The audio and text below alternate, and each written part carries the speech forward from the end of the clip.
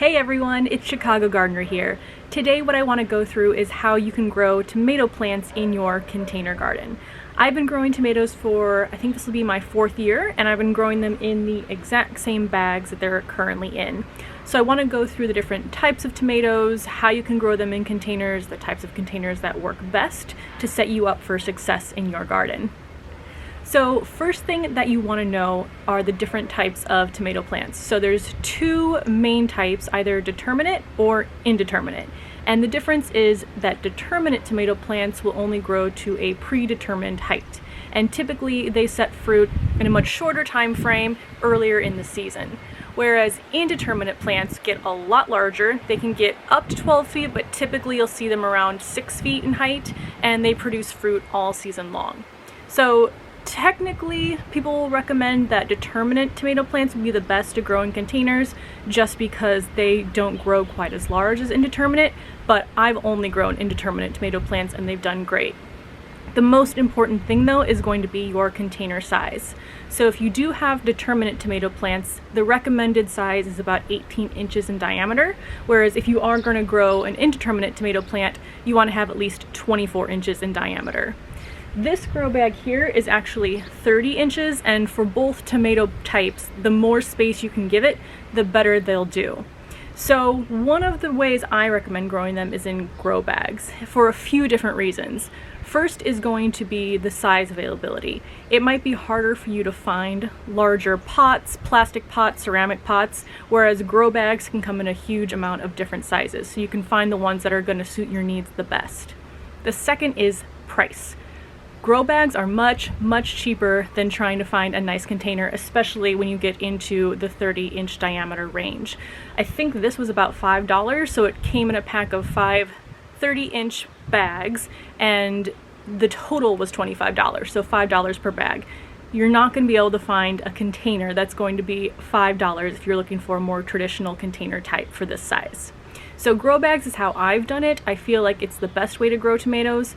And then the third reason is that you can actually drag them around. So this I can move on my own. If you are in a space where you need to move your tomato plant around, whether it's once in a while or if you're trying to get enough sunlight, you can actually move these pretty easily. So I would recommend grow bags again, but really as long as you have the right amount of space, you're going to be able to grow them in whatever container you choose. So now that we know the type of container, let's talk about what you want to put in it.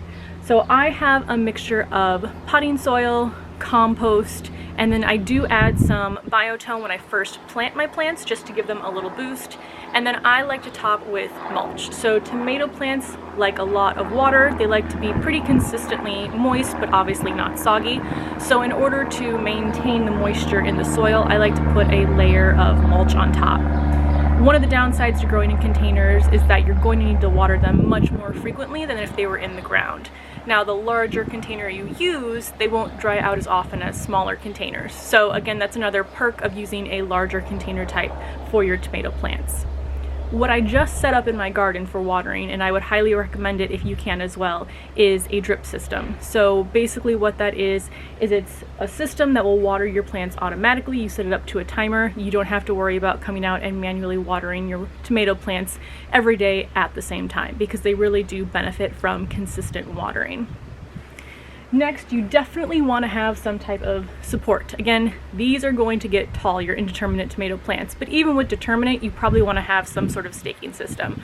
So I like to use these cages. They're pretty cheap from places like Home Depot, so you can buy them at a pretty good price, and this is just going to keep your tomato plants stable. Because they grow so big, you also want to think about pruning your tomato plants. So you can, with indeterminate tomato plants, prune them pretty heavily and they'll still produce a lot of fruit. You don't want to prune your determinate tomato plants because, again, those are set to grow to a certain height, produce a certain amount of fruit, and you don't want to limit the fruit that your plant is going to produce. But since this one is indeterminate, what I'll do is remove the suckers that grow in between the branches, and if it gets taller than I want it to get, it's perfectly fine to cut your tomato plant off at the top and maintain a certain height with your plant. So like I mentioned, I've done this will be my 4th year now. I've had a lot of success growing tomato plants in containers. So if you have any other questions, let me know, put them in the comments below and I'll get back to you. But other than that, I'll see you in the next one. Bye.